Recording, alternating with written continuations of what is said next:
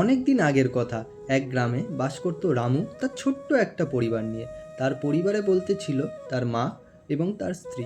তাদের মাঠে ছিল এক টুকরো ছোট্ট জমি। সেই জমি থেকে যা ইনকাম হতো তা দিয়েই তাদের কোনো মতে সংসার চলে যেত। তাদের গ্রামের পাশেই ছিল এক রহস্যময় বন। এই বনেই বাস করত ভয়ানক এক দানব। যদি কোনো মানুষ এই দানবপুরের জঙ্গলে ঢুকতো, তাহলে সেই দানব তাদের সব সম্পত্তি কেড়ে নিত। হঠাৎ এক বছর বৃষ্টি না হয়, রামুর জমির সব ফসল নষ্ট হয়ে যায়।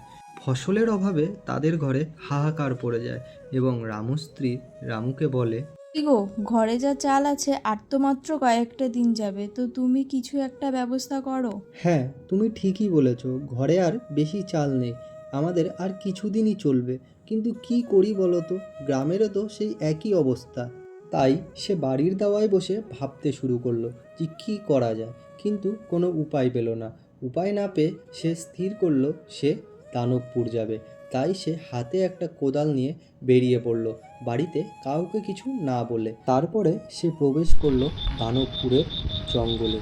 বনের ভেতরটা ছিল অন্ধকার এবং গা ছমছমে। হাঁটতে হাঁটতে সে এক বিশাল গুহার সামনে এসে উপস্থিত হলো। এখানে দেখা গেল পাহাড়ের মতন এক উঁচু দানব বসে আছে। তার সামনে পড়ে আছে প্রচুর সোনাদানা আর দামি হিরে জহরত। এই, কে তুই? কোন সাহসে আমার দানবপুরে ঢুকেছিস? তোকে আমি আজই খেয়ে ফেলবো। হে দানবরাজ, আপনি আমাকে খেলে বড়জোর আপনার একবেলা পেট ভরবে। কিন্তু আমি যদি আপনার এই দানবপুরকে সোনার ফসলে ভরিয়ে দেই, তবে আপনি সারা জীবন সুখে রাজত্ব করতে পারবেন। ফসলের মাঠ দিয়ে আমি কি করব? আমার তো অনেক সোনা আছে। সোনা তো খাওয়া যায় না দানবরাজ। খাবারের অভাবে আপনার শরীর দিন দিন শুকিয়ে যাচ্ছে। আপনি যদি আমাকে আপনার জমির কিছুটা অংশ দেন, আমি সেখানে চাষ করব। অর্ধেক ফসল আপনার, অর্ধেক ফসল আমার। ঠিক আছে, তুই এতবার করে যখন বলছিস, আমার ওই উত্তরের পাথরি জমিটা তুই চাষ কর। তারপরে চাষি সেই পাথুরে জমির সামনে আসে। এসে দেখে চারিদিকে শুধু পাথর। মাটি কোথায়? মাটিই তো দেখা যাচ্ছে না। তাই সে কোদাল দিয়ে পাথর সরাতে চালু করে। দিন রাত পরিশ্রম করে। টানা 15 দিন পরিশ্রম করার পরে পাথুরে জমিটাকে সে চাষযোগ্য করে তোলে এবং সেখানে বীজ ছড়িয়ে দেয়, যাতে কিছুদিনের মধ্যেই সেখানে ফসল ফলে। দেখতে দেখতে বেশ কয়েকটা দিন কেটে গেছে। চাষির জমিতেও ছোট ছোট ফসলের গাছ উঠেছে। কিছুদিন বাদেই ফসলগুলো বড় হয়ে যায় এবং কাটার যোগ্য হয়ে ওঠে। তাই চাষি কাস্তে দিয়ে সব ফসল কেটে ফেলে এবং ব্যাগে বোঝাই করে। বোঝাই করে নিয়ে যায় দানবরাজের কাছে। সে দানবরাজের কাছে যেতেই দেখলো দানবরাজ তার সোনাদানার সামনে বসে পাহারা দিচ্ছে।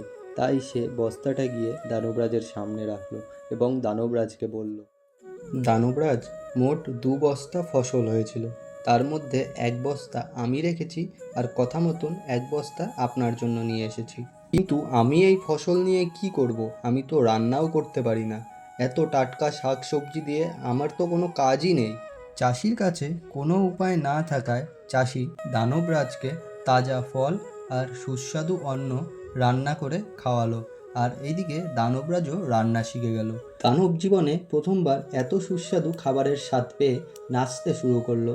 সে বুঝতে পারলো অলসভাবে সোনা আগলে রাখার চেয়ে পরিশ্রমের ফসল অনেক বেশি তৃপ্তিদায়ক। তাই দানব প্রতিজ্ঞা করলো সে আর কখনো মানুষের ক্ষতি করবে না এবং খুশি হয়ে তার জমানো ধন সম্পদের কিছুটা অংশ চাষিকে উপহার দিল। দানবের দেওয়া উপহার ও জমির ফসল নিয়ে চাষি বাড়ি চলে আসলো। আর কিছুদিন পর চাষি তার বন্ধুবান্ধবদের নিয়ে আবার গেল দানবপুরে। আর দানবপুরকে সেই জঙ্গল দানবপুর থেকে তৈরি করলো সবুজ শস্য শ্যামলা দানবপুর।